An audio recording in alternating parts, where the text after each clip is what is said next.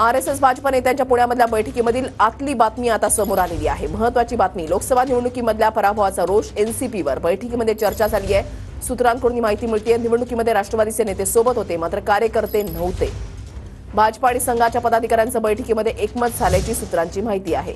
हिंदू मतदार मतदानाला बाहेर न पडल्यानं फटका बसला, अशी चर्चा बैठकीमध्ये झाली आहे। दलित मुस्लिम समाजाला जवळ करण्याची गरज आहे, अशी चर्चा बैठकीमध्ये झाल्याची माहिती सूत्रांकडून मिळते। चुका दुरुस्त करत विधानसभेसाठी ताकदीनं कामाला लागण्याचे आदेश बैठकीमधून देण्यात आले।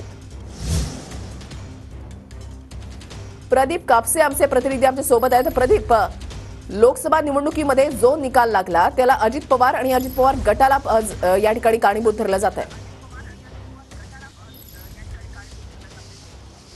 वृषीला अगदी बरोबर आहे। खरं तर जसा लोकसभा निवडणुकीचा निकाल लागला तशी महायुतीतली दुसपूर जी आहे ती समोर यायला सुरुवात झाली। सगळ्यात महत्त्वाचं म्हणजे भाजपकडूनच अजित पवारांवरती ठपका ठेवण्यात येतोय, तो म्हणजे अजित पवारांचे कार्यकर्ते जे आहेत ते पक्षासोबत नव्हते, त्याचा फटका जो आहे तो लोकसभा निवडणुकीमध्ये महायुतीमध्ये शिंदे सेना त्याचबरोबर भाजपला मोठ्या प्रमाणावरती सहन करावा लागला। याची सुरुवात झाली ते म्हणजे आरएसएसचं मुखपत्र असलेल्या ऑर्गनायझरमधून राष्ट्रवादीवरती जो ठपका ठेवण्यात आलेला होता, त्यानंतर महायुतीमधली दुसपूर जी आहे ती चव्हाट्यावरती यायला सुरुवात झाली।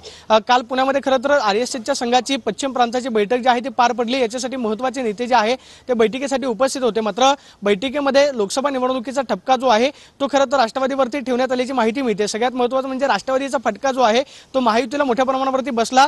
तर भाजप आमदारांची जी बैठक पार पडली त्या बैठकीमध्ये अजित पवारांना सोबत घेण्यासंदर्भात विधानसभेमध्ये पुनर्विचार करावा अशा पद्धतीची मागणी जी आहे ती आमदारांनी केल्याची माहिती मिळते।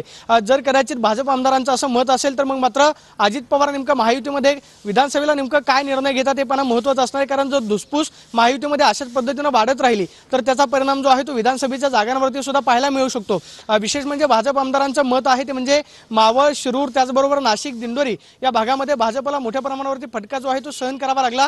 अजित पवार यांच्या राष्ट्रवादीसोबत नेते होते, मात्र कार्यकर्ते जे आहेत ते पक्षासोबत पाहायला मिळाले नाहीत आणि त्याचाच फटका जो आहे तो मतांवरती पाहायला मिळाला आणि त्यामुळे परिणामी म्हणून लोकसभेचे महायुतीचे उमेदवार जे आहेत ते मोठ्या प्रमाणावरती पराभूत झाले। त्यामुळे विधानसभेला अजित पवारांना सोबत घेण्यासंदर्भामध्ये महायुतीमध्ये पुनर्विचार करावा अशा पद्धतीची मागणी आमदारांची आहे। मात्र यावरती खरं तर आता राष्ट्रवादीकडून का नेमकं उत्तर दिलं जाते पण महत्त्वाचं असताना मात्र दिवसेंदिवस लोकसभा निवडणुकीचा महायुतीतला ठपका आणि फटका जो आहे रोज जो आहे तो खरं तर राष्ट्रवादीवरती ठेवला जातोय।